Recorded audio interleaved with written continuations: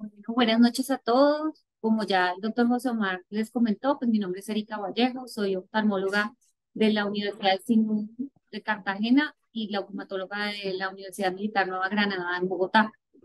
El doctor José Omar me invitó a esta charla debido a que me manifestó que el grupo de optómetras de aquí de la clínica Santa Lucía deseaba profundizar un poco más en el tema de la tomografía y entender un poco más las imágenes cuando se enfrentan a un paciente con una tomografía. Entonces, vamos a tratar de dar la mayor información útil que les pueda yo brindar a ustedes en la interpretación de este examen.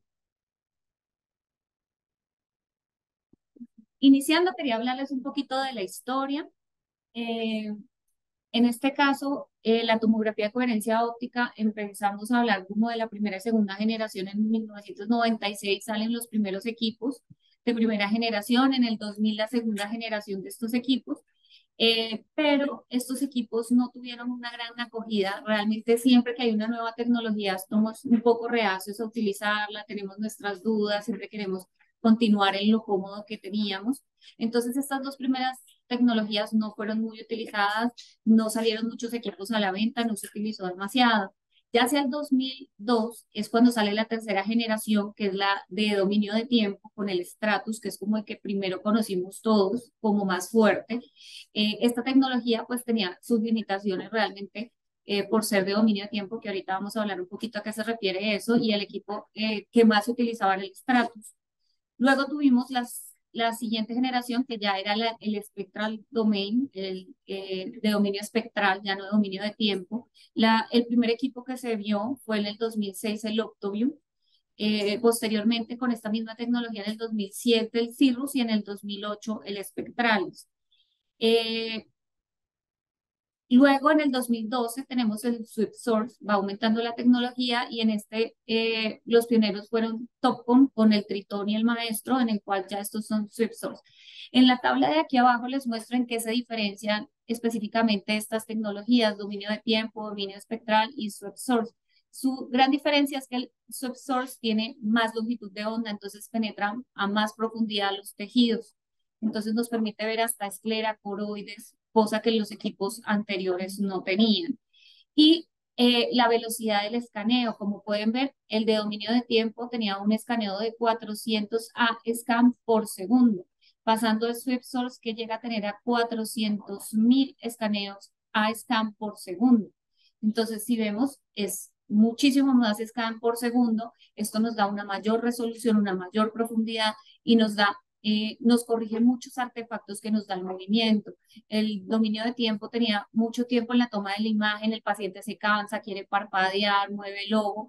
Esto hace que se generen muchos artefactos. Entre más rápida la toma, el paciente no se cansa y nos va a generar menos artefactos de movimiento o cosas de este estilo. Y ya para el 2014, estos mismos equipos fueron evolucionando y fueron adicionándosele un módulo de angio OCT. Entonces, que ya hablamos mucho y escuchamos mucho sobre la angiografía por OCT, que no se necesita medio de contraste. Entonces, pues es como lo siguiente que hubo en estas tecnologías. Claro que eso no va a ser la parte de nuestra charla hoy. Era como para que lo tuvieran en cuenta. Quería hablarles un poco sobre la comparación de los equipos. ¿Qué me encuentro yo? Y es algo con lo que tenemos que lidiar todos, y es en la progresión de un paciente. Siempre nos llega un paciente con unos CT Cirrus, luego un Octoview, al siguiente año un NIDEC, al siguiente año un Spectralis, y nosotros no sabemos si está progresando o no está progresando. ¿Por qué? Porque no son comparables. Ninguno de estos equipos es comparable. ¿Por qué? Porque las bases de datos normativas que trae cada equipo son diferentes. Entonces, aquí les traje como principalmente el Octoview, el Cirrus y el Spectralis como una comparación. Si ustedes ven, la población es diferente. Y no solo el número de la muestra de población, sino los grupos étnicos que incluye cada equipo. Entonces, el RTView es el que más número de población incluye caucásicos, afroamericanos, latinos, hispanos. El Cirrus también y el Spectralis solo caucásicos. En esta población no tenemos latinos. Entonces, si nos ponemos a ver, el Spectralis sería el equipo que menos relación con nuestra población o con esa base de datos, nuestra población se podría comparar. porque no colocaron y no incluyeron en el muestreo de la base normativa para el equipo latinos o hispanos. Entonces, esto hace que sean diferentes. Por eso ustedes notan que hay mucha diferencia cuando les llega un reporte de cirrus del mismo paciente con un óptimo. ¿Listo? Lo que también varía, pues, es la edad. En las bases de edad, las bases normativas, digamos, en el Octoview y el Cirrus se incluyeron pacientes de más o menos 18, 84 años y el Spectralis en corte fue un poquito menor a 78 años. ¿Qué quiere decir esto? Que las edades que se salgan de esto no están en la base normativa. Entonces, si es un niño de 10 años, 15 años, 16 años, no es comparable con esa base normativa del equipo. Entonces, hay que tener cuidado al interpretar estos datos. Y también algo importante son los defectos refractivos. Los defectos refractivos extremos, miopías muy altas, hipermetropías muy altas, tampoco están incluidas en la base normativa, sobre todo los miopes, al tener tanta variabilidad del disco, pues es muy difícil incluirlos en una base normativa, porque estos discos son inclinados, a veces son más pequeños, tienen grandes atrofias peripapilares, estafilomas posteriores, que hacen que la medición no sea fácil, no haya como un estándar para esto. Entonces, al tener tanta variabilidad estos discos, pues ha sido difícil incluirlos en las bases normativas. Entonces, como vemos, si tenemos un paciente miope de -8, pues ya se nos sale de la base normativa del Octoview. El que más extremos ha incluido, que incluye hasta -12, es el Spectralis, entonces ya nos aumenta la base normativa para miopes. Sin embargo, pues si se salen de estos rangos no nos sirven. Hay un equipo que es el NIDEC que trae una pequeña población de solo miopes que ellos hicieron como una base normativa solo de miopes en ese equipo y uno puede modificar, si uno ve que el paciente es miope entre 26 y 28,9 de longitud axial, uno puede ingresarle la longitud axial al equipo, darle clic y él nos hace como, nos cambia la base normativa a la de miope en ese caso, pero nosotros tenemos que cambiar eso en el equipo. No lo traen todos los equipos NIDEC, que tenemos acá en Santa Lucía no lo tiene, porque es un anterior, ¿ok? Eso es un módulo que se le adicionó y no lo tenemos nosotros acá. Esta tabla les quería como desglosar, como el principal equipo que tenemos acá es el Octoview. Tenemos dos Octoviews, un Solix y un NIDEC. La gran mayoría de imágenes que les van a llegar son del Octoview. Entonces vamos a centrarnos un poco más en el Octoview, vamos a ver un poco del Solix y del NIDEC y de los otros como cositas de referencia. Estuve revisando la base y el manual del Octoview que tenemos aquí nosotros en la clínica y entonces les traje aquí como desglosa más o menos la base normativa. Si ven que vienen pacientes de 18 a 70 años, la mayoría o el grueso de pacientes es entre 50 y 59 años. Entonces, en esa población es donde más fidedigno nos va a dar a nosotros las mediciones. Los grupos étnicos, como les decía, mire, este sí incluye 12% de hispanos, que el Spectralis pues no incluye este tipo de población. Y como les dije, pues el rango de efecto refractivo es de -7,75 a +5,50. Entonces, para tener estos datos en cuenta. Quise traerles este artículo porque encontré que en este artículo nos comparan, ellos lo que hicieron fue tomar una muestra de 38 pacientes y le hicieron la medida a todos los pacientes con 7 equipos diferentes para ver qué tanto variaba el promedio de capa de fibras nerviosas global y por sectores entre un equipo y otro, haciendo la toma el mismo día de un mismo paciente en los 7 equipos. Y eso lo hicieron con 38 personas. ¿Qué encontraron ellos? Como vemos acá, el Topcon y el Octoview fueron los que dieron promedio de capa de fibras nerviosas globales mayores, 106 y 103. Los equipos que menos promedio de capa de fibras nerviosas dieron fueron el Cirrus con 90 y el Spectralis con 93. Si ven que hay una diferencia de 10 micras del Octoview al Spectralis o incluso de 13 del Octoview al Cirrus, entonces esto nos quiere decir que tenemos que tener mucho cuidado al interpretar una progresión en un paciente que viene con un examen de cirrus y luego con un examen de Octoview. Entonces, no siempre va a ser progresión si estamos valorando los valores globales del promedio de capa de fibras nerviosas. Por eso es tan importante, como vamos a hablar ahorita, que no nos centremos en los globales ni en los colores, sino en el análisis que vamos a hacer por sectores y por áreas del reporte que nos da el Octoview. Adicionalmente, algo que me llamó la atención en este artículo, ellos encontraron que la reproducibilidad intraoperador de los equipos, el que más reproducibilidad tiene es el Spectralis de Heidelberg. ¿Qué quiere decir esto? Que si yo hago esa toma de tomografía y el doctor José Omar hace una toma de la tomografía, en el mismo paciente van a ser muy similares, 100 y 100 micras, y los parámetros van a ser muy similares. Y el equipo que menos reproducibilidad e intraobservador tiene es el Octuvio. Eso quiere decir que yo misma tomo la medida y yo misma la tomo el otro día y me va a dar una gran variabilidad. Es operador dependiente. Esto quiere decir que el Octavio es el que más operador dependiente es. Ellos concluyen en este estudio y reportan que lo que uno debería hacer para monitorizar correctamente un paciente es el mismo equipo y el mismo operador, no ni siquiera mismo equipo con diferente operador y sobre todo en el Octavio, porque es muy operador dependiente como vamos a ver ahorita. Bueno, entre las primeras cosas que uno mira en el reporte, ahorita vamos a hablar que lo que primero siempre miro es la edad, pero ya les voy a mostrar en el reporte. Lo siguiente es la intensidad de la señal. Esta intensidad de la señal varía en los rangos de un equipo a otro, por eso les traigo esta tabla. Como ustedes ven, el rango del Spectralis va de 0 a 40 y cada equipo reporta para ese equipo qué señal mínima debe tener para ser confiable ese examen. Entonces, el rango del Spectralis va de 0 a 40 y ellos reportan que para que sea confiable o que sea una buena toma debe tener una ganancia de señal mayor o igual a 15. ¿Listo? A diferencia del CIRRUS y del NIDEC, que su reporte no es de 0 a 40, sino de 0 a 10. La escala solo va de 0 a 10. El CIRRUS reporta que una intensidad de señal mayor de 6 es confiable para el CIRRUS y una mayor de 7 es para el NIDEC. Y por el otro tenemos al Octavio y al Tritón, que la escala de valores de 0 a 100, ya no de 0 a 10. Entonces, el Octavio reporta que mayor de 30 es una buena ganancia de señal y es confiable el examen, y el Topcon, para el Topcon es una ganancia de señal mayor a 45 para que ese examen sea una buena toma y sea confiable. Algo que encontré les quise traer porque en general yo en todos los reportes he encontrado que mayor de 30 la intensidad de la señal en el Octavio, en este caso que es el que más usamos aquí en la institución, mayor de 30 se considera buena ganancia de señal para todos los parámetros.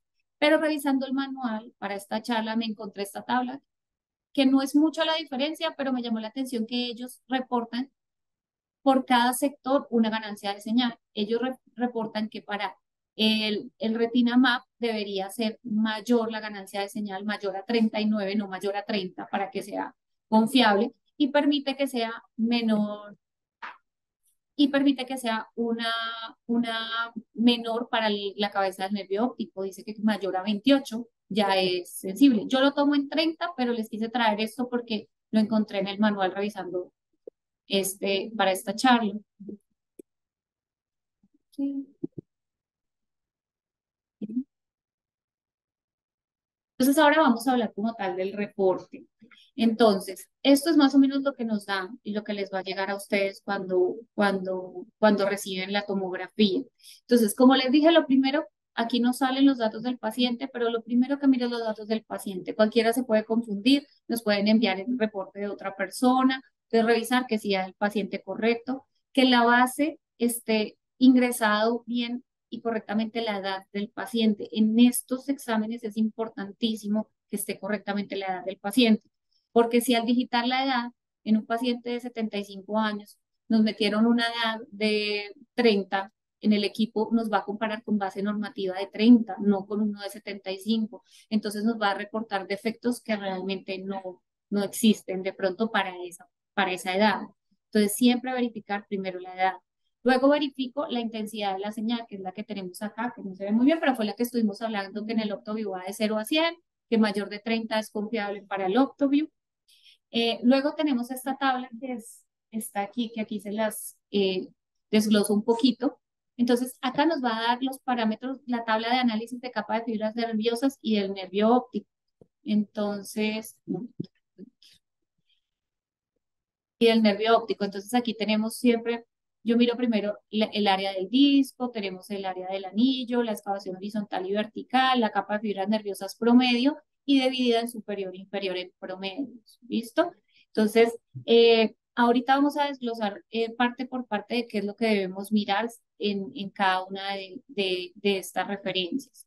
Luego tenemos esta imagen de acá, que es esta imagen es el B-scan de la capa de fibras nerviosas, del análisis de capa de fibras nerviosas. Este A-scan sale de un escaneo que él hace a 3,45 milímetros de diámetro del disco. Entonces, toma un área de 3,45 milímetros de diámetro y la centra en el disco y ese es en esta área, en este círculo es donde va a medir esta capa de fibras nerviosas, porque sabemos que todo esto tiene capa de fibras nerviosas y entre más cerca al borde del disco va a ser más gruesa la capa de fibras, entre más lejos del borde del disco va a ser más delgada la capa de fibras nerviosas. Entonces él lo toma a 3,45 y algo que no, ese diámetro no se puede modificar, él toma a 3,45. ¿Qué pasa? ¿Qué nos gustaría a nosotros que eso se pudiera modificar? Porque si tenemos microdiscos, la distancia del borde del disco a esta área va a ser mayor y nos va a reportar capas de fibras nerviosas menores. Si es un macrodisco, el borde del disco, si nos diera por acá, estaría más cerca de este 3,45 y nos daría capas más gruesas. Y eso nosotros los vemos en los reportes. Entonces, pero esto no es modificable. Entonces, esta medida de 3,45 es lo que nos muestra acá en el B-scan. eh, y aquí se ven es la capa de fibras y las capas de la retina, todas. Luego tenemos esta imagen, que es el TSNIT.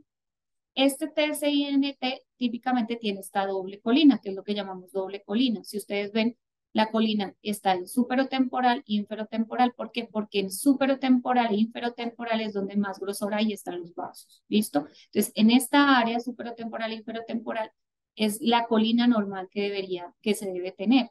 Y él nos coloca la colina del paciente sobre la base normativa. Entonces, aquí está la base normativa que como pues vamos a ver aquí ahorita que nos muestra, él nos dice, verde es que el 95% de la población tendría este hallazgo como normal. El amarillo es que menos del 5% de la población tendría este hallazgo como normal. Y el rojo es que menos del 1% de la población tendría este hallazgo como normal. Entonces, lo más adelgazado es rojo, se va adelgazando amarillo y lo verde sería lo que está dentro de la base normativa. Entonces, sobre esa base normativa siempre van a tener esta misma colina verde, amarilla y roja. Nos va a colocar en una línea negra eh, el TSINT del paciente para que lo podamos evaluar. Y esto se va a corresponder con los octavos que vamos a ver ahorita. Si ven, aquí hay un enlazamiento inferotemporal en la colina y nos lo va a representar en los octavos aquí en inferotemporal. ¿Listo? Ya pasamos a esta imagen que es como la que casi todos miran inicialmente, que es la gráfica del mapa de grosor. Entonces, en esta gráfica de mapa de grosor es como la topografía. Para que se hagan una idea, es como la topografía de un terreno. En una topografía en un terreno, lo más plano, en este caso, va a ser azul. Lo que va cogiendo pendiente o va subiendo se va colocando verde, amarillo más grueso y rojo es lo más grueso que va a ver en la imagen cuando él hace la topografía. Entonces, en esta imagen lo azul es lo más plano, lo más delgado de la capa de fibras.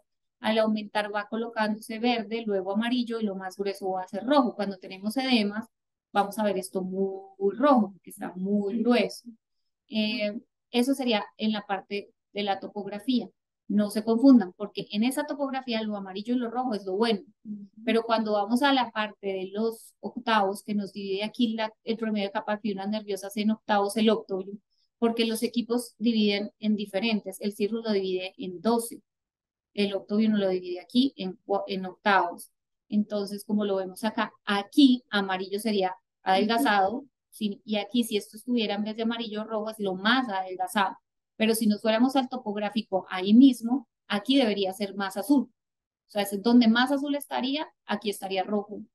Donde más rojo estaría aquí, estaría muy verde. Entonces, para que no se confundan con los colores, porque la codificación ahí es como el inverso, aunque aquí pues no va a haber azul en la parte de los octavos, pero es el inverso en el amarillo, verde y rojo. ¿Ok? Es muy importante en nuestro análisis esto de octavos, no se vayan siempre al general. ¿Por qué? Porque como se muestra aquí, Aquí hay un adelgazamiento inferotemporal, que es donde más, digo, en esta imagen es inferonasal. Eh, pero si ustedes ven aquí este adelgazamiento, si vemos solo en la retina superior e inferior, aquí sale como normal. ¿Por qué? Porque él para esta retina coge todos estos cuatro, los suma y los divide en cuatro. Entonces, si este estaba muy grueso, este estaba muy grueso, este muy delgado y este muy grueso, al sumar y dividir se equilibran y entonces aquí me va a dar normal, pero realmente no estaba normal. Toca irse a los octavos, traten de irse siempre a estos, no a estos, porque nos va a decir más sobre efectos focales, que es lo que nosotros vemos en el glaucoma. Luego tenemos esta imagen que es la imagen de sobreposición de la topografía sobre la imagen como una foto en gris que toma el equipo. Si vemos que se corresponde con los vasos sanguíneos, voy a mover esto. Se corresponde aquí ya que en los vasos sanguíneos. Aquí en la topográfica nosotros solo vemos los colores rojo, azul, verde, amarillo, pero no podemos ver dónde está saliendo el vaso ni nada. En esta imagen me gusta mirar mucho, uno, que esté bien delimitado el disco, que esté bien centrado, que no hayan artefactos de movimiento. Aquí es donde vamos a ver más los artefactos de movimiento, que ahorita se los voy a mostrar. Y si hay algún defecto que pueda estar generando un artefacto como una opacidad vítrea densa, o una cicatriz retiniana que esté, digamos, aquí, que justo se correlacione con un defecto aquí, pero en esta imagen yo no la voy a ver. En esta imagen voy a ver esto, pero aquí sí podría ver que hay una cicatriz o que hay un DVP. Acá tampoco lo voy a ver en general, a menos de que sea ya muy, muy llamativo, como les voy a mostrar más adelante. Y esta imagen es una imagen del disco, ya en un B-scan horizontal y vertical del disco. En esta imagen es que los equipos normalmente se basan para delimitar el área del disco. ¿Por qué? Porque el área del disco los equipos la delimitan, algunos teniendo en cuenta dónde termina el EPR, que sería aquí esta línea amarilla, y otros equipos más modernos lo delimitan es donde termina donde está la apertura de la membrana de Bruch, que sería esta línea roja, que para nosotros en este lado sería aquí la membrana de Bruch, aquí y aquí. Y para el EPR, los equipos que la toman EPR sería aquí. Ustedes ven que la de Bruch no concuerda con la del, no siempre concuerda EPR con Bruch. ¿Por qué? Porque hay atrofias peripapilares, como vemos acá. Entonces, los nuevos equipos, y se dice que es mejor la toma del área del disco en la apertura de la membrana de Bruch y no en el EPR, precisamente por las atrofias peripapilares. Entonces, si estamos en un equipo que toma EPR, nos diría que el disco va de aquí a aquí, a esta línea amarilla, por lo que va de aquí a aquí, o sea, más grande el disco. Si lo tomamos por un equipo que toma la medida del área del disco en la apertura de la membrana de Bruch, nos tomaría el área de aquí a aquí, ¿cierto? Entonces sería un poco de, o sea, de menor tamaño. Es importante porque ¿qué equipos nos dan la apertura de membrana de Bruch? El Solix, el Octoview, el Spectralis y el CIRRO. Esos son los que nos dan la medida en la apertura de la membrana de Bruch. ¿Ok? Y nos va a decir más fidedignamente cuál es el área y así va a medir más fidedignamente el disco a los 3.45 milímetros que hablábamos de diámetro. Entonces, en este artículo ellos mostraban y explicaban por qué, digamos, una atrofia alfa, lo que tiene la atrofia alfa es que hay una irregularidad en el EPR, o sea que en un lugar podría tomar EPR y membrana de Bruch en el equipo, y, y está presente en toda el área la membrana de Bruch. En la atrofia beta hay ausencia de EPR, pero sigue la membrana de Bruch, entonces ahí es donde vamos a tener mayor ganancia de que sea medida en la membrana de Bruch y no en el EPR. ¿Listo? Lo otro que nos da la interpretación es el complejo de células ganglionares. El Octovio es un equipo que nos da complejo de células ganglionares. ¿Qué quiere decir complejo de células ganglionares? Que mide, incluye la medida de tres cosas. La plexiforme interna, la capa de células ganglionares y la capa de fibras nerviosas. No todos los equipos hacen esto. El CIRRUS no mide complejo de células ganglionares. El CIRRUS mide solo limitante interna y capa de células ganglionares. No incluye la capa de fibras nerviosas. Entonces, por eso tampoco se pueden exponer. Entonces, vamos a ver algunas alteraciones en la toma. Entonces, catarata, que es importante y que veo mucho. Pacientes con cataratas densas no es tan confiable pedirles un OCT, porque uno ve una gran variabilidad y puede malinterpretar una progresión porque hay una catarata más densa. Pacientes que se tuvieron 2017 y volvieron 2023 y lo que aumentó fue una catarata. ¿Y por qué? Les traigo este estudio. En este estudio tomaron la tomografía, le hicieron tomografía a 38 pacientes y a esos mismos pacientes, luego de cirugía de catarata, le volvieron a hacer la tomografía. Miren cómo el promedio de capa de fibras nerviosas aumentó significativamente en todos los pacientes después de cirugía. ¿Qué quiere decir? Que si yo le hice aquí el OCT y había tenido otro OCT y tuve una disminución, digo, ese paciente tiene glaucoma y está progresando. Y era solo la catarata, porque al quitar la catarata aumentó la capa de fibras nerviosas y eso no es real.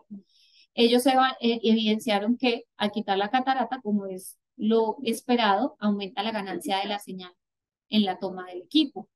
Y lo que pudieron evidenciar es que por cada unidad de disminución de la ganancia de la señal se disminuye 4.6 micras la capa de fibras nerviosas, que es algo significativo. ¿Cómo así? Me llegó un cirrus en 6 y el anterior había sido en 8. Se me pueden bajar 8 micras solo por la baja de la ganancia de la señal y no ser una reducción real. Entonces hay que tener cuidado con esos pacientes si está progresando la catarata. Por eso siempre mirar y siempre cuando hay progresión yo miro la ganancia de señal en las dos tomas a ver qué es lo que está sucediendo. Bueno, otra causa de errores son los flotters vítreos o las opacidades vítreas densas, yo les decía. Entonces, en este artículo las muestran muy bonitas y muy fáciles de entender. Aquí vemos cómo hay un flotter, aquí una opacidad vítrea que no nos interfiere en nada pues en la medición o en el reporte. Si vemos aquí, si hay un defecto en cuña, que es muy típico de los defectos en glaucoma, y ese defecto en cuña se nos está reflejando aquí en la división de dos, ¿cierto? Cuando el paciente parpadea o lo movemos la cabeza o algo, esa misma opacidad vítrea se desplaza y si ven, sube hasta esta área y empieza a mostrarnos en este sector un adelgazamiento que no es real. Si vemos la imagen, aquí seguimos con nuestro defecto en cuña típico de glaucoma y se representa aquí, pero aquí nos aparece un defecto que si solo miramos esto, decimos, oh, está progresando. Si es este paciente y me llega al año con esto, digo, oh, aquí hay un adelgazamiento. Entonces, inferotemporal, que justo es el área donde más se adelgaza en el glaucoma. Entonces, está progresando y no. Si no miramos bien que aquí hay una opacidad que nos está generando un artefacto, podemos confundirlo con defecto. En este estudio ellos vieron que si la opacidad está muy lejos del disco, de la toma de los 3.45 no nos afecta, ¿sí? Pero si se nos mete justo aquí, donde está la toma, mire que más justo donde toma la muestra, que es aquí en esta línea de acá, nos va a afectar mucho. Si ya se mete más y no nos afecta tanto la línea, no vuelve a aparecer, porque él hace el corte ahí. Y en esta imagen también nos muestra en otro paciente como aquí es normal, pues no hay un adelgazamiento. Y cuando se nos interpone aquí, empiezan a haber unos adelgazamientos que realmente no son adelgazamientos, sino artefactos. Por eso es tan importante mirar esta imagen, no solo este PAI. Artefactos de movimiento, como les decía, miren, aquí podemos ver en esta imagen estas líneas que se ven acá. Aquí es el paciente se movió o parpadeó. Esta imagen es importante y lastimosamente en el reporte que enviamos nosotros al imprimir, que es los dos ojos en una sola imagen, esta imagen no nos la da. Entonces es muy difícil si yo solo tengo esta imagen, aquí yo no veo artefactos de movimiento. Yo veo aquí unos adelgazamientos, pero no puedo decir, ah, aquí hay un artefacto de movimiento si no tengo esta imagen. Por eso les decía que esta imagen era importante para las opacidades vítreas y para los artefactos y para las cicatrices. Entonces, este artefacto también nos puede confundir. El descentramiento, como les decía, tenemos que mirar que esté centrado. Si ven, aquí está muy desplazada la imagen hacia este lado. Al estar más cerca al borde de disco de este lado, nos va a dar falsamente un grosor mayor. Y puede que ahí esté adelgazado, pero como no nos tomó sino tan cerca al disco, nos va a decir que es grueso y puede estar falsamente elevado. Entonces, siempre mirar esta imagen, que esté centrada. En cuanto a los artefactos, miren la intensidad de la señal. Este es un paciente que le hice una toma. Es el mismo paciente. Si ustedes ven la imagen de acá, este vaso es el mismo vaso, este vaso es el mismo vaso, la área del disco más o menos se corresponde. Pero en este momento tuvo una ganancia de señal de 44. A los 5 minutos le tomé la misma imagen, ya con ganancia de señal de 73. Si ustedes ven acá, la capa de fibras nerviosas era 101 y a los 5 minutos subió a 106. Eso no es normal, no es real. Entonces, sí nos afecta mucho la ganancia de la señal en la toma del examen. Si ven cómo varía en un mismo paciente en 5 minutos de diferencia, si tengo una señal de ganancia de 44 a 73 con el mismo equipo. Entonces, por eso es que este equipo es tan operador dependiente. Perdón, pero ¿qué hace variar el cálculo? Este yo lo hice a propósito para traérselos a ustedes y mostrárselos. Cuando yo hago la imagen en el equipo, yo tengo que hacer como una optimización de la imagen. Y entonces yo veo la ganancia de señal aquí en una barra verde que me va mostrando verde o roja.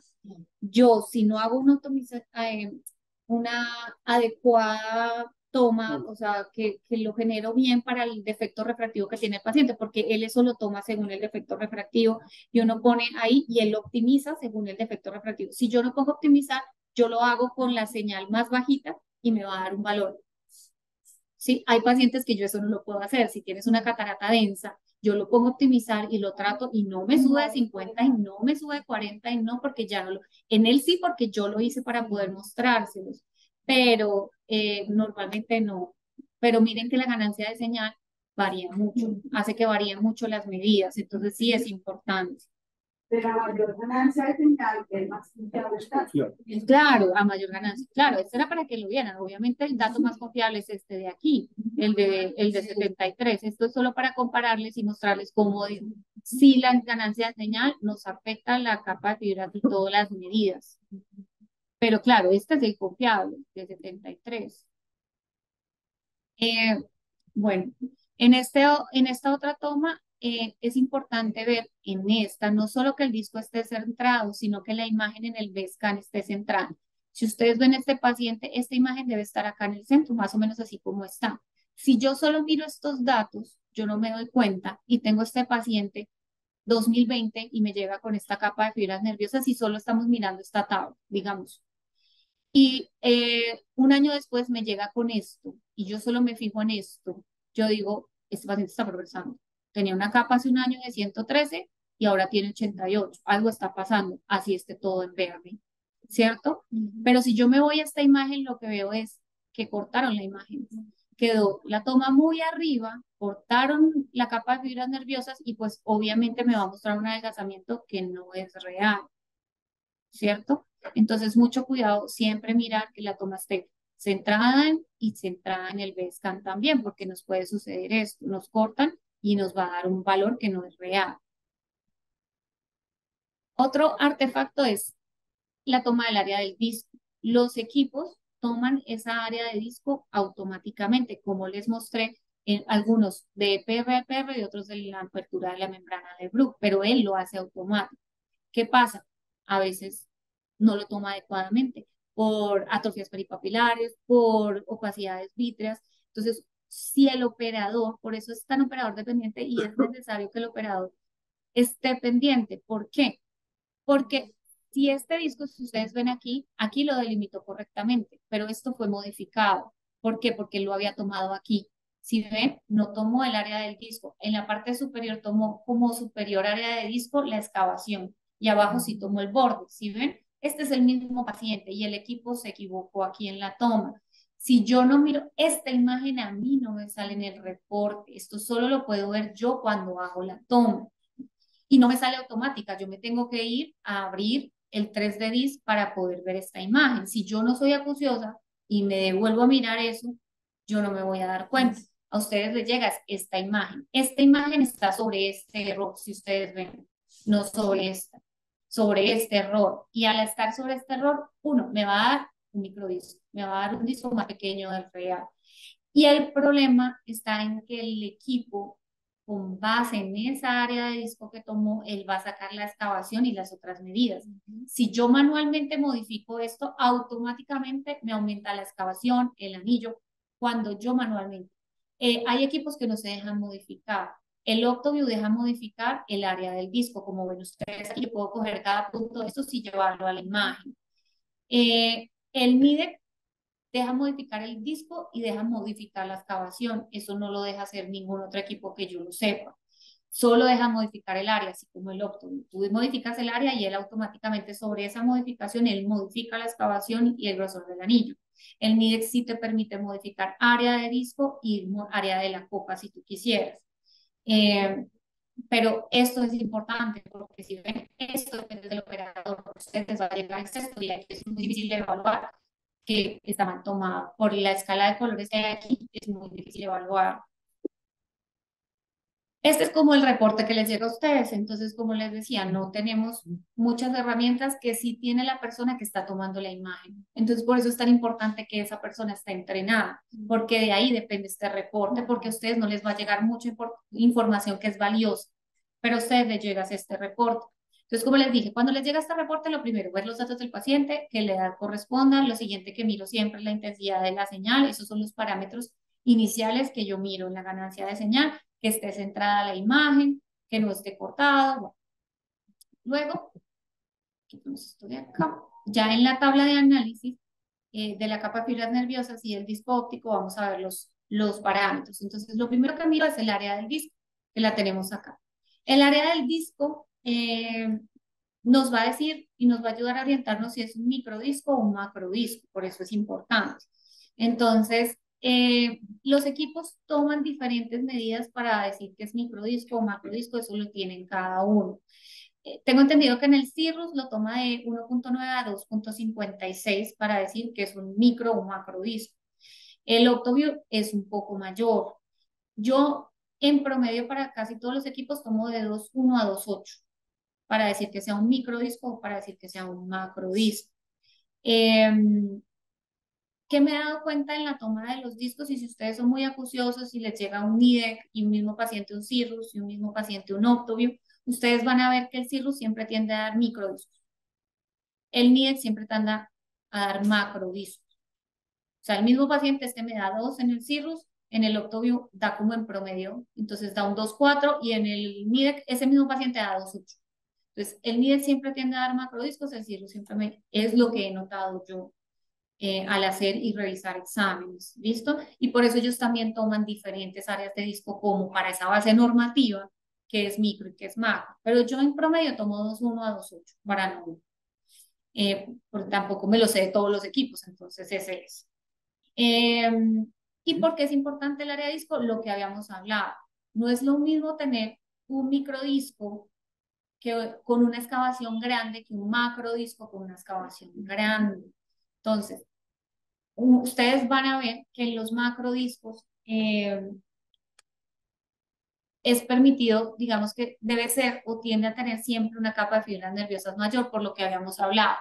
Como el disco lo toma o el análisis lo toma a 3.45, entre más cerca esté del borde, más grosor de capa de fibra. Si es más grande el área del disco, más cerca esa toma de 3.45 y nos va a reportar capas de fibras nerviosas más gruesas. Entonces, en macrodiscos tendemos a tener más gruesas las capas.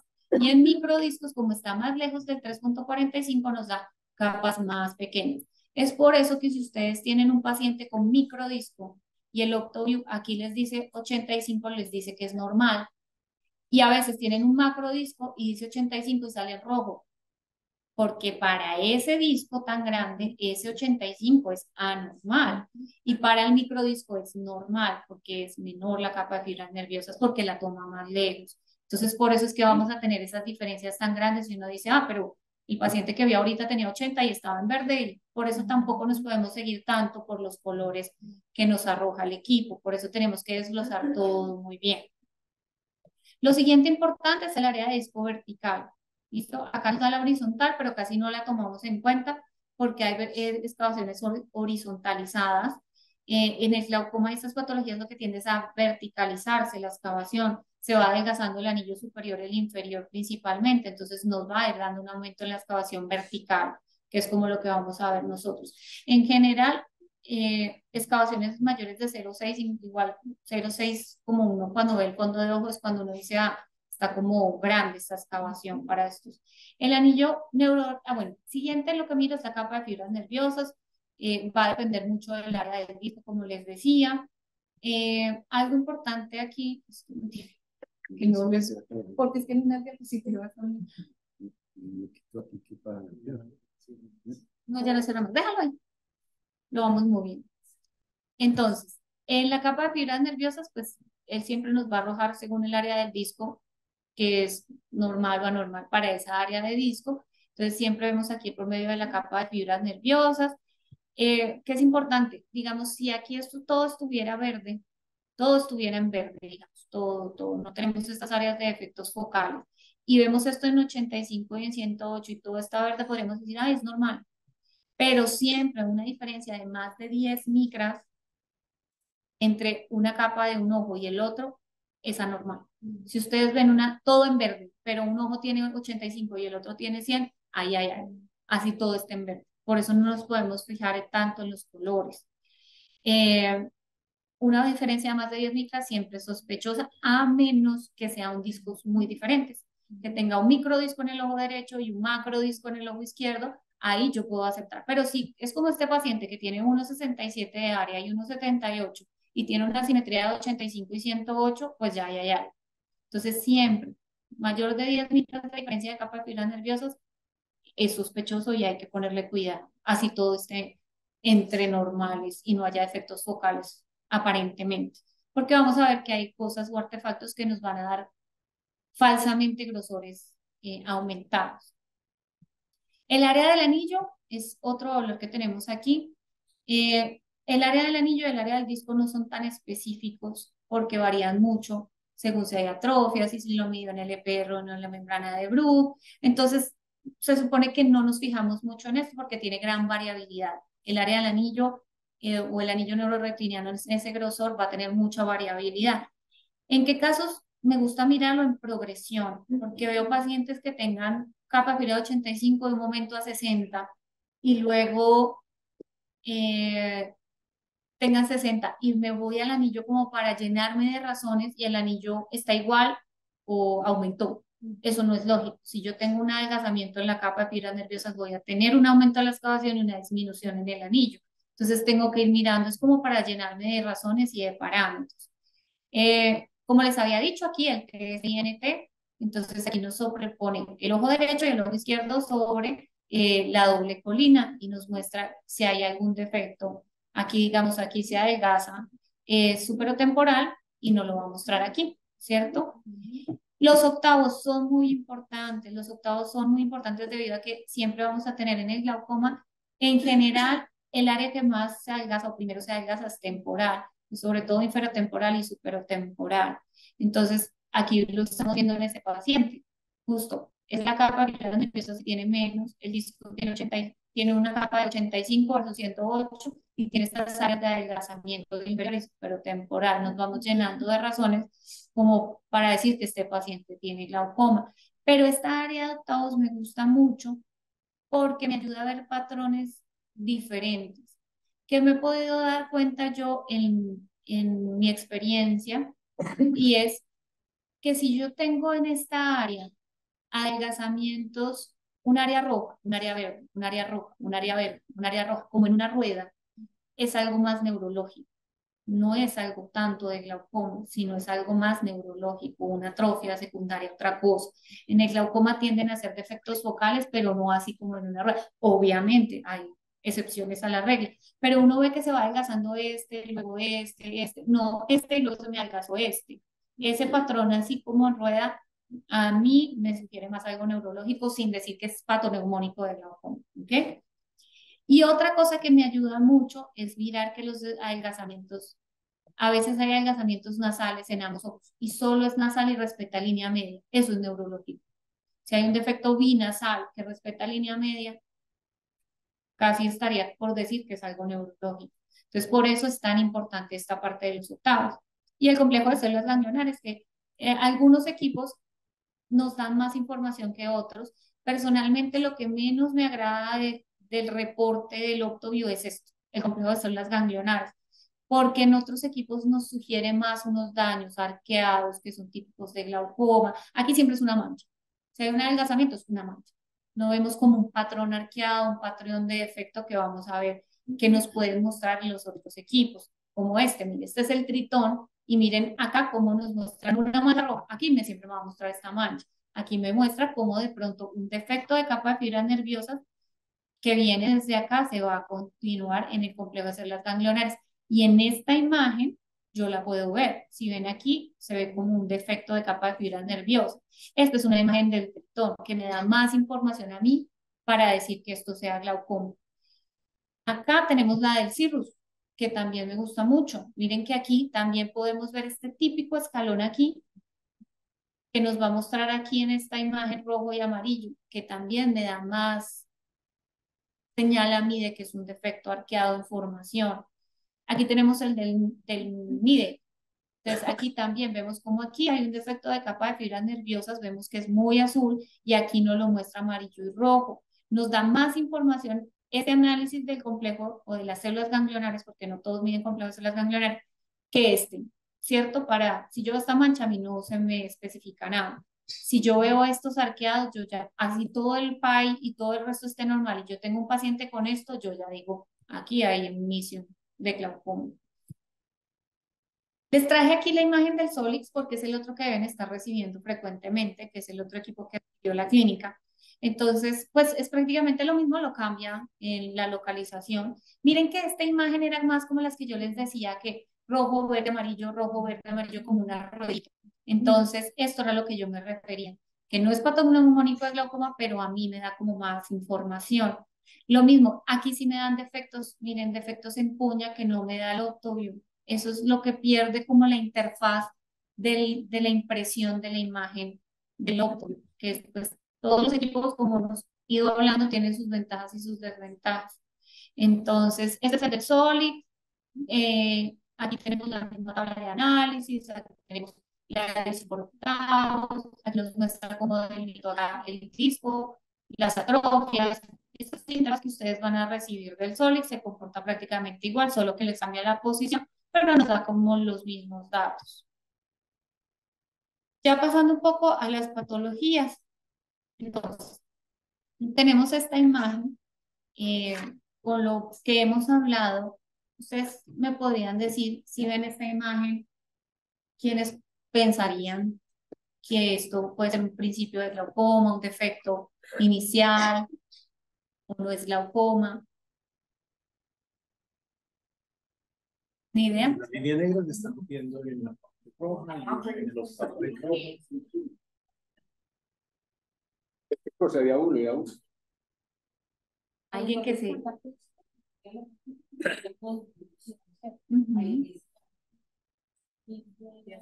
Y arriba Temporal. Está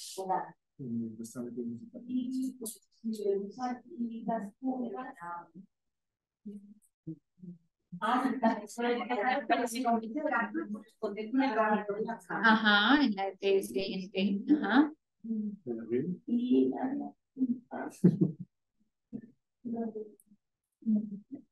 La imagen de arriba. Bueno, es para corcharlos. Sí, pues no está cortándose, debería estar un poquito más abajo, pero no se corta. Mira. Uy, esto era para corcharse. Bueno, aquí hay un defecto inferior, pero yo quería que miraran esta imagen. Esta imagen es muy llamativa y es muy sugestiva de un drusen de nervio óptico. Si ven aquí, se ve como una doble colina negra. Entonces, en esta imagen, esta es la que les da a ustedes el equipo y la que les va a reportar. Pero si el operador abre la imagen del 3D DIS que yo les contaba, va a ver esta imagen, que aquí es muy típica de ustedes en esta doble colina que está acá, que es un drusen. Y esto podría estarnos dando ese artefacto inferior y no ser glaucoma. En este caso, una cosa no excluye la otra. Habría que observar el paciente, pero yo veo esta imagen y veo esto y digo, esperemos, miremos a ver factores de riesgo, familiares con glaucoma, presiones en 10, pues observemos, ¿cierto? Entonces, este es un drusen del nervio óptico y este es un seguimiento de ese mismo paciente que compara 2021 con 2022, año y medio, porque esto fue en febrero y esto casi pues en julio. Y este, si ustedes ven, se comporta exactamente igual, está estable, no hay un adelgazamiento progresivo, está ese defecto, pero no está progresando. Yo le atribuyo ese defecto al drusen y no a que haya una progresión. Si yo veo el drusen, veo esto y está progresando, pues tiene drusen y tiene glaucoma, pero en este caso no. Por eso es importante hacerle un seguimiento y es importante que el operador nos oriente, porque en esta sola imagen no se ve tan claro el drusen. Se alcanza a ver y uno que ya está más entrenado de mirar y mirar, pero creo que nadie casi, o no sé si alguno porque no se animaron a hablar, miró esta imagen, se fijó en esto, se fijó en esto, se fijó en esto, se fijó en esto. Y en esta imagen de la toma sí veía más luz. Este es otro drusen. Este paciente, miren cómo puede cambiar y por eso un solo sector no me puede decir a mí que hay un daño. Este paciente tiene un drusen en el óptico, aquí lo vemos. Esta imagen fue tomada en el 2021 y esta fue tomada en el 2022 en el mismo paciente. ¿Sí ven? Y aquí ya no me muestra defecto nasal, digo, temporal. ¿Sí lo ven? Y es el mismo paciente y ya no. Por eso estos pacientes hay que seguirlos. No hay un adelgazamiento aquí en la siguiente toma porque es muy operador dependiente. Entonces, es como se realizó la toma. Este paciente, ¿dirían que tiene glaucoma? ¿Qué les llama la atención de este paciente? Nuevamente es un drusen, pero este drusen es mucho más grande. Este paciente tiene un full disc, si ustedes ven no tiene excavación. Eso es frecuente en estos pacientes con drusen y en microdiscos que tengan un full disc, no hay excavación, no hay una excavación aquí. Si ustedes ven aquí me dan 0 y acá no se ve excavación. Y en la imagen del BESCAN acá vemos el drusen y vemos todo este defecto que está aquí. Puede tener glaucoma, sí, puede que no lo tenga, como les decía, no es que una cosa excluya a la otra, hay que mirar la clínica del paciente. Volvemos a la presión, al campo visual, al análisis del paciente de familiares con glaucoma. ¿Qué les decía acá? Y es importantísimo, no todo lo rojo es glaucoma. O sea, ustedes ven esto en rojo, mucha gente ve esto en rojo y dice, ya, este paciente tiene un glaucoma avanzado y ya sube. Y no se fijó de pronto en esta imagen y no todo lo rojo es glaucoma. Esta imagen, ¿qué les llama la atención? ¿Qué dirían? ¿Tiene glaucoma? ¿Puede tener otra cosa? ¿Quién se anima? Solo el superior. Y más.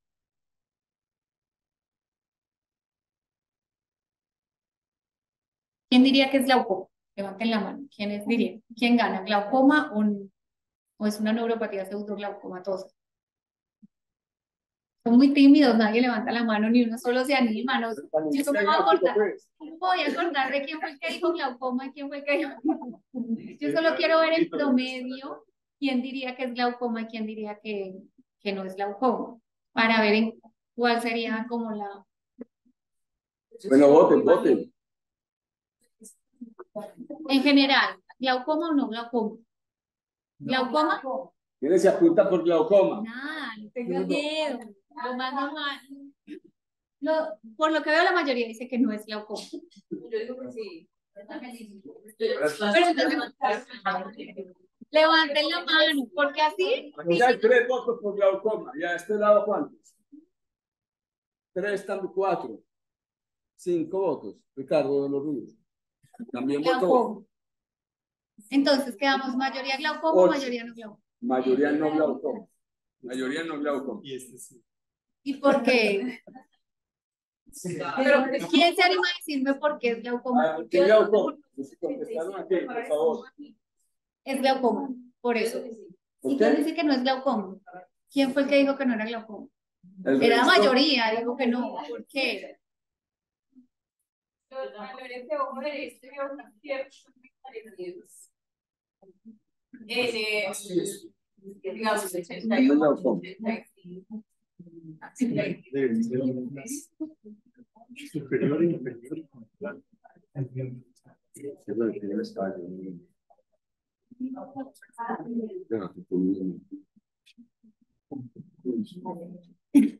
Bueno, esta imagen tiene algo muy clave que yo les dije, y es que tiene un defecto binasal que respeta la línea media. Si ustedes ven, aquí hay defecto nasal, y es igualito aquí que aquí y respeta la línea media, no hay nada temporal. Este paciente tiene un macrodermatitis.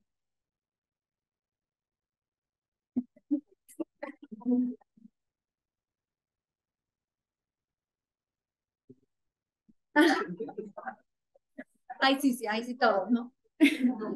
Este paciente, ¿cómo lo ven? Ay.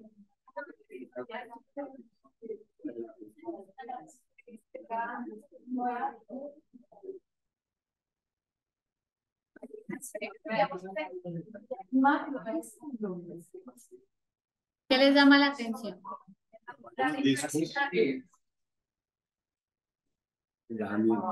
Pues de 93 a 88 no hay 10.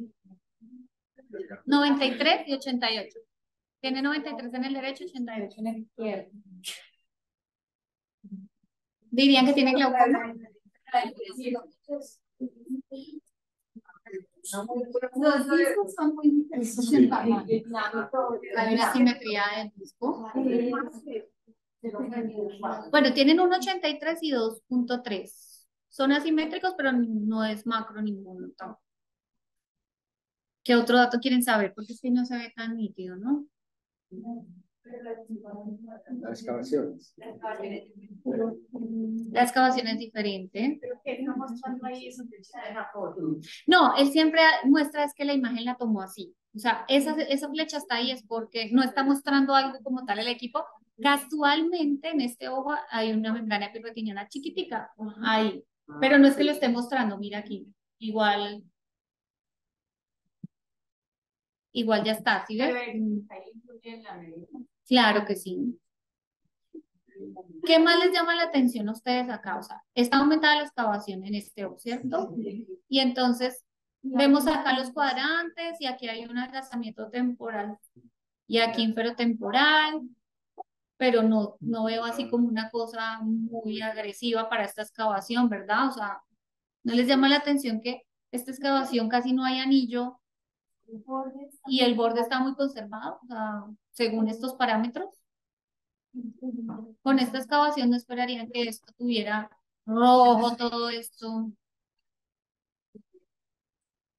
Pensaría uno. ¿Por qué? Porque hay cosas o artefactos que hacen que la medición sobreestime el grosor de la capa de fibras nerviosas. Aquí vemos una membrana epirretiniana chiquitica que yo no diría que justifica esto, pero volvemos a que dependemos de lo que ve el operador en la toma de la imagen. ¿Por qué? Este paciente tiene una retinosquisis peripapilar. Esta imagen no me la está dando, la vi cuando yo tomé la imagen. Por eso esta excavación es gigante o grande y la capa de fibras aquí no me da tan adelgazada, pero es porque él toma la capa de todo esto. Él no entiende que aquí hay un espacio que no es real, o sea, este grosor no es real. El operador de eso, no es posible que él esté equilibrio interno para que el que lo va a analizar diga, pues normalmente lo que hace uno es reportarlo en el examen. Yo coloco drusen de nervio óptico, porque es que la imagen de esa imagen no la imprime el equipo como tal, tocaría copiar, pegar, cortar para imprimir, porque si no me sale toda la pantalla, ¿ya? No. Entonces yo lo que escribo es drusen de nervio óptico, imagen sugestiva de drusen de nervio óptico. Se observa retinosquisis peripapilar. Exacto, se reporta, porque es que de todas maneras, si no te la envía el operador, fue porque el operador no lo vio. O sea, si no te lo está reportando, si no solo lo reportas, o sea, es que si no te lo reportas porque no se dio cuenta, no lo vio. Entonces, si no lo vio, no te lo va a imprimir de todas maneras. Entonces, tiene que ser que lo vea. Y si yo lo veo, yo te lo reporto, yo te escribo. Paciente con retinosquisis peripapilar, lo que sobreestima grosor de capa de fibras nerviosas. Entonces, este grosor de 88 no es real. Seguramente ese paciente tiene 50. Pero este retinosquisis hace que este valor sea mayor. Pero eso es porque si no tenemos el operador entrenado que haga las cosas y es tomarlo. A mí me llega esa lectura y yo no, así yo soy glaucomatóloga, o sea, no lo voy a ver. Yo no, si me lo tomó alguien distinto, yo no lo voy a saber. No todo lo verde es normal. Esto debería ser todo rojo y está todo verde. Y el que mira los colores dice, "Ah, no, pero ahí sí hay algo raro ahí, pero si está verde, chao". No, no todo lo verde es normal y no todo lo rojo es glaucoma. Doctora, una pregunta. Una oftalmoscopia directa, ¿cómo se verían estos ojos distintos? De todas maneras, la excavación se vería más grande en el ojo izquierdo. Y en el verde nerita uno debería ver los defectos de la capa, o sea, no tan brillante, es como lo que verías en el fondo de ojo directamente. Bueno, otra, La acceso visual ahí. pues es que en el glaucoma la visión central está conservada. Tú puedes tener un glaucoma muy avanzado con 20/20, pero está viendo.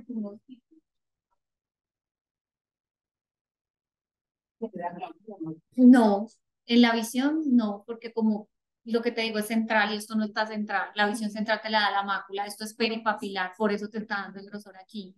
Aquí no te tendría que dar. Ahí es todo, la clínica, mirar las presiones, pues tengo esto, un paciente con 30 de presión, pues, o sea, un desafío que tenemos siempre es la miopía y la miopía alta. Los miopes, como sabemos, tienden a tener más glaucomas, hay más prevalencia de glaucoma en los pacientes miopes y entre mayor la miopía, mayor prevalencia. Y también son los gran imitadores del glaucoma. Tenemos defectos que uno dice, esto es glaucoma. Es glaucoma, no es glaucoma. Entonces, ¿por qué se nos hace tan difícil la toma? Y eso solo lo sabe uno cuando hace el examen. Uno puede tratar de que salga nítida la imagen, pero como el equipo no tiene sino hasta -7, si se sale de ese rango, la intensidad de la señal va a estar muy baja. Segundo, cuando hace la toma del scan aquí,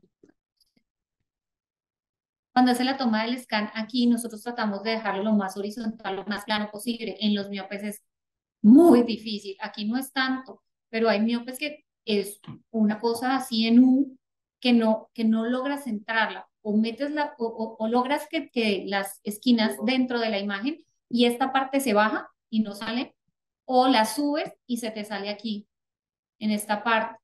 Entonces, por eso es que salen estos artefactos negros que ustedes ven acá. No es tanto que uno haya tomado mal o lo que sea, es que trató de subir la imagen lo que más pudo para que se tomara la imagen, pero se va a salir de aquí porque esta área la cortó tratando de subir la imagen, ¿ok? Entonces, por eso se ven estos artefactos muy frecuentemente en los miopes. ¿Sí ven estos artefactos que vemos en estos lados? Como les decía, esto no trae base normativa para miopes. La base normativa que trae el MIDEC la trae como para el complejo de células ganglionares, para el área de células ganglionares, no para el área del disco tampoco. Y es el único equipo que sí tomó como una base normativa y agregó unas longitudes axiales de 26 a 28.9 para el análisis. Entonces, se dice que más o menos por cada dioptría que aumente se disminuye 1.2 micras la capa de fibras nerviosas por cada dioptría que aumente en promedio. Eso no es. Al no estar en las bases normativas, estos pacientes el seguimiento es difícil. El primer OCT de este paciente miope va a ser su base normativa. Ese primer OCT es con el que yo lo voy a comparar a futuro y ese va a ser su base normativa, porque no lo voy a poder comparar nunca con la base normativa que tengo. Le tomo el año y medio, está igual, listo, progresó, miremos qué más puede haber, ¿listo? Y lo que les decía, entre más longitud de menor capa de las nerviosas. Esta es la imagen del NIDE, que esto lo traje de este artículo. Si ustedes ven aquí en las células ganglionares, en esta parte superior vemos la toma normal con la base normativa normal y cuando yo le ingreso al dato de longitud axial y le coloco modo miopía, digámoslo así, él me va a sacar este valor. Si lo ven acá, cuando es en fondo blanco es base normativa normal, base normativa de miopes me sale beige. Y este es el mismo paciente, ustedes ven que aquí dice 102, 102, 92, 92, 100, 100. Acá me muestra un defecto en la escala de colores respecto a la población, se supone, ¿cierto? Pero cuando le aplico la base normativa para miopes, ya no. ¿Y eso por qué lo hace? Porque el equipo del NIDEC tiene un software adicional que corrige la ampliación que se hace de la imagen en los pacientes con miopía. Hay una ampliación en estos pacientes y él corrige esa ampliación y la coloca sobre esa base normativa y por eso podemos ver que aquí ya no es un defecto supuestamente borderline, sino que es verde realmente. Para una población miope sería normal. ¿Listo? Aquí el estudio, este lo hice yo, lo hice con el doctor Gómez Goyeneche cuando era fellow de glaucoma en el Hospital Militar, en la Universidad Militar Nueva Granada, y él tiene el equipo NIDEC. Y lo que hicimos fue tomar 37 pacientes, bueno, 37 ojos de 21 pacientes, y hicimos la medida de estas áreas con base normativa normal, con la que trae el equipo, y luego agregándole la longitud axial y colocando la base normativa para miopes. Hicimos una comparación, pues uno no debería basarse tanto en lo rojo, amarillo, verde, pero nos parecía muy interesante que nosotros veíamos que áreas que eran amarillas lo pasábamos como la muestra que yo, en el otro que les mostré, pasaban a verde, siendo el mismo paciente, 94, 97, 97, 91. Entonces, ¿qué encontramos nosotros? Que la mayor variabilidad la tenía la retina inferior. Cuando hacíamos como base normativa normal, 70% tenían en la hemiretina superior todo en verde como normal y 43% todo en verde como normal en la base normativa del equipo. Cuando le colocamos, estos valores subieron. Ya no eran 70 en la hemiretina superior como verde todo normal, sino el 78%. Y en el inferior pasó de 43 a 68. Si vieron, esto aumentó mucho más en el área inferior. O sea que, y disminuyeron los rojos. Cuando esto que me salía bien amarillo pasó a verde, cuando es lo que estamos mostrando, pero ya de toda la población. Esto nos demostró que la retina inferior era como la más afectada o que más eh, susceptible a artefactos por miopía íbamos a tener.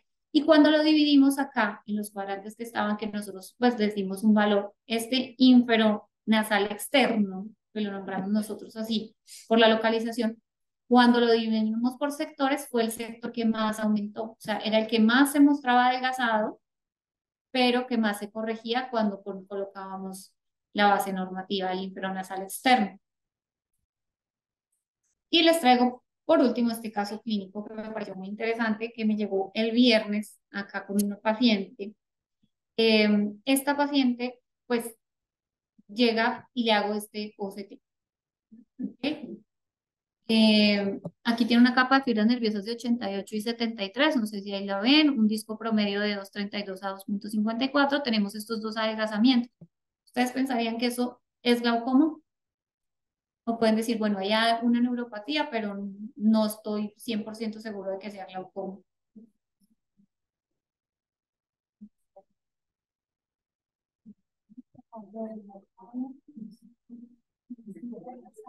Otra vez el adelgazamiento del más.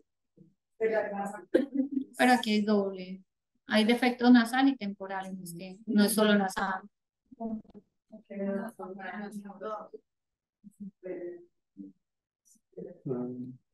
Bueno, aquí tenemos claro que hay una neuropatía.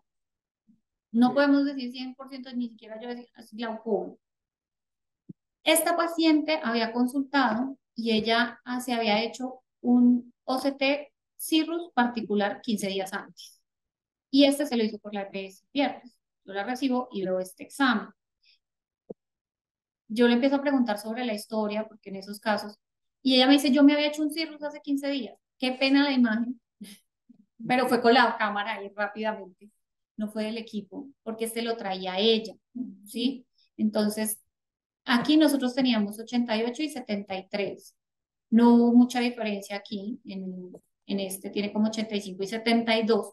Pero si ustedes ven aquí esta imagen que empieza a mostrarnos como defectos en cuña, y esta imagen es lo que a mí más me dice, esto como que no es un glaucoma. Si vemos un defecto macular aquí, está respetando la línea media. Y aquí me muestra más ese pie que yo les decía, amarillo, rojo, verde, amarillo, rojo, verde. Yo vi ese CT que ella traía y me incliné más por algo neurológico que viendo este examen. Este examen hay algo, pero no sé si es glaucoma o es una neuropatía óptica de otra causa.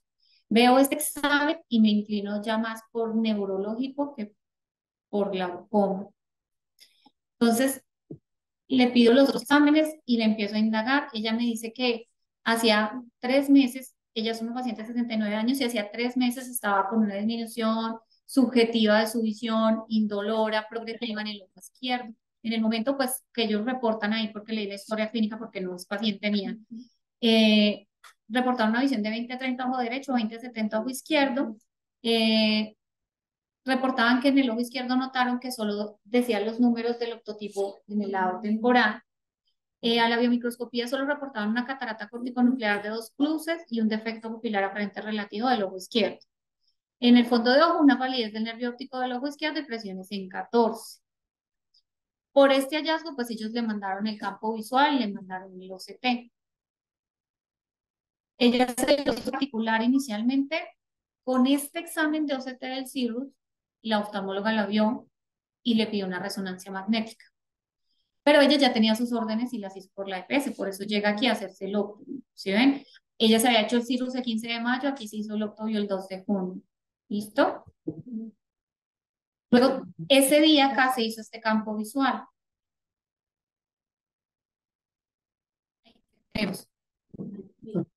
Bueno, en el campo visual también siempre miramos primero si es confiable. Como es confiable o no, de hecho, no tanto, a pesar de que se repitió, ella no logró menos del 30%, porque como estaba interesada en el caso, fui y le dije a la niña, repites. Te lo repetimos el mismo día, no logró más. Aquí vemos un defecto que uno podría decir que uno, cuando ve falsos negativos, ve como un defecto entero. Pero es, a pesar de estos, uno acá claramente ve una hemianopsia bitemporal, ¿cierto?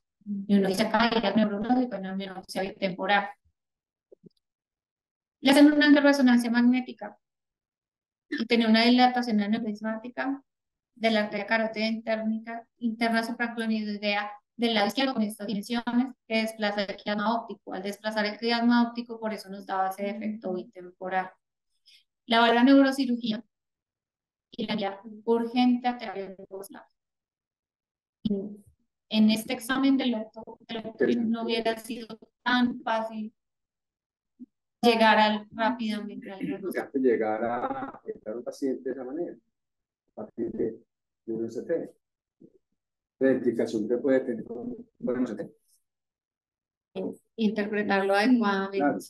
En la evolución del paciente, así. Sí, estamos viendo personas, seres humanos.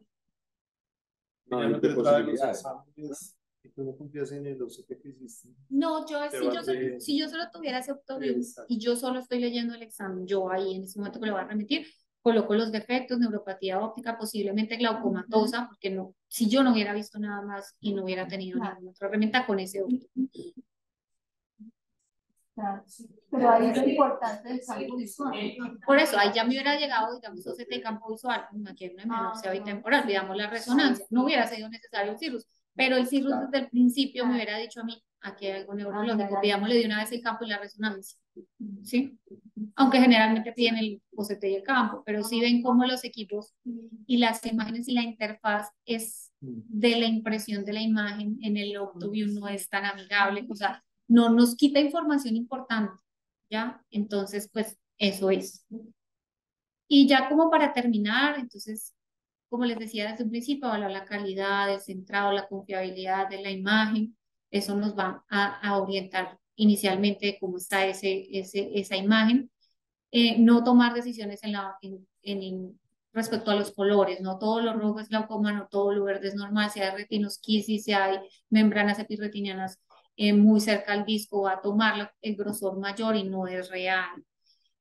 No todo, pues todos los equipos tienen pros y contras, como hemos hablado, no hay un equipo perfecto, entonces el Octoview, el Spectralis, el Solix, el Octoview, el Spectralis, el Solix y el Cirrus, como les decía, tienen la ventaja que toma el área del disco en la apertura de la membrana de Bruch y no en el EPR, entonces eso es una ventaja, pero la interfaz del complejo de células ganglionares del Octoview no es el mejor. Todos van a tener, el MIDEC tiene su base normativa para miopes, el resto no.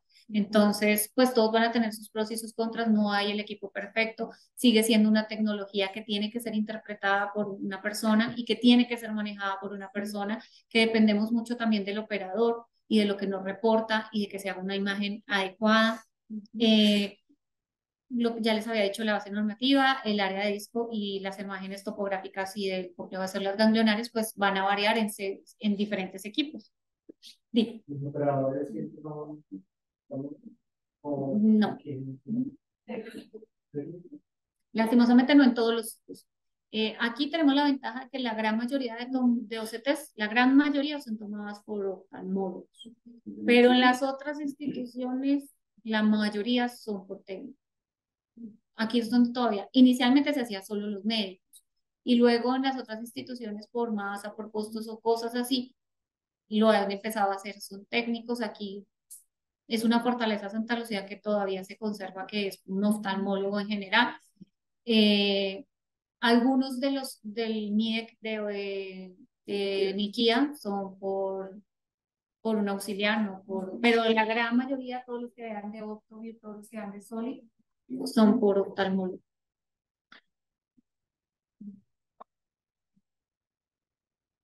Bueno, eso lo traía para hoy, no sé si quieren.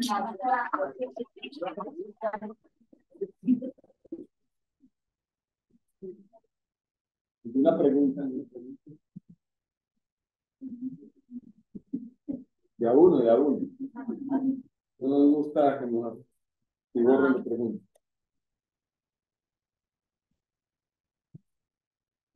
Yo creo que esto hay que seguirle dando, seguirle dando. Entonces, tenemos otra charla después, doctora. Creo que es lo mejor, porque antes de que nos entendamos de ahí que estamos grabando. Yo creo que hay que hacer otras después. Pedirme el favor de su momento. Pues a mí me parece que hay que nutrirlo de diferentes especialistas, porque mis conocimientos pues son estos, pero digamos, yo veo charlas de otros especialistas y digo, ven, si esto no sé qué. Entonces yo creo que en la variedad y en la experiencia de cada uno vamos a tener mayor ganancia de que sea la misma charla de la misma persona. De acuerdo. Sí, de pronto como en forma de taller, o sea, así como ese pedazo que nos estaba haciendo.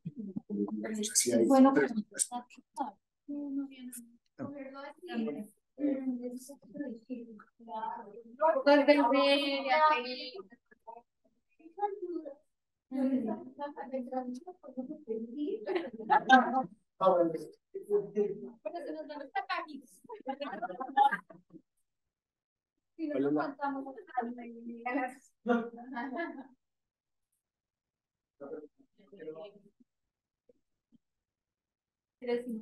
Nadie. ¿Qué equipo son? Alguien no,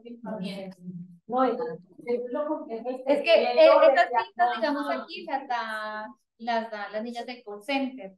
Lo ideal fuera que alguien pudiera mirar, a este paciente se le han hecho octo, por favor, tomar octo. Algunos especialistas colocan, por favor, tomar octo. Sí, a veces unos dicen, por favor, tomar MIDEC, otros ya Solix, porque ya tenían la primera en Solix y quieren seguir en Solix.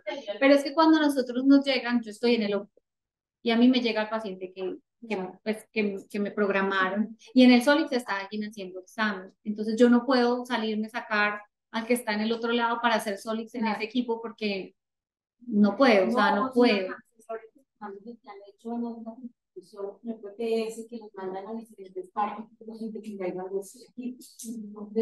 Y cada vez hay más. Aquí era muy fuerte el Octavio y el Cirrus. Ahora hay Spectralis, ahora hay Solis.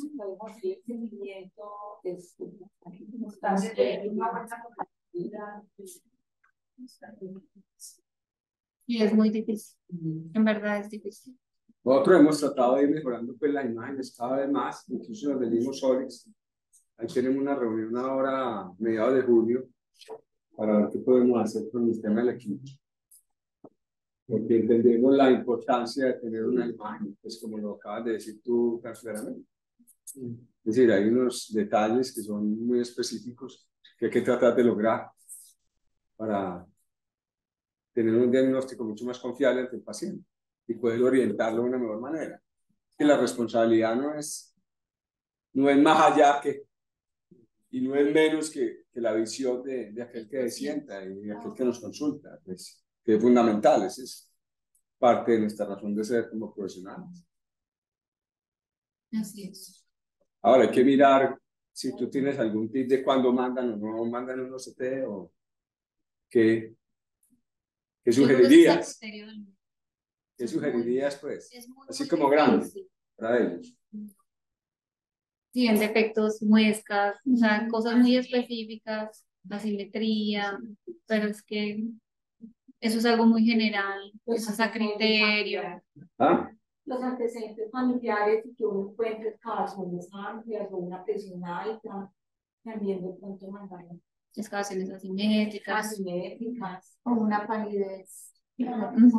palidez, muescas, hemorragias en el disco. Doctor José Omar, una cosita hola, más. gracias. Y nada, Maravillosa.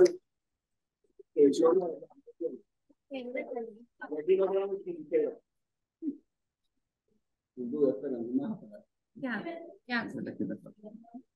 Gracias a todos los asistentes virtuales.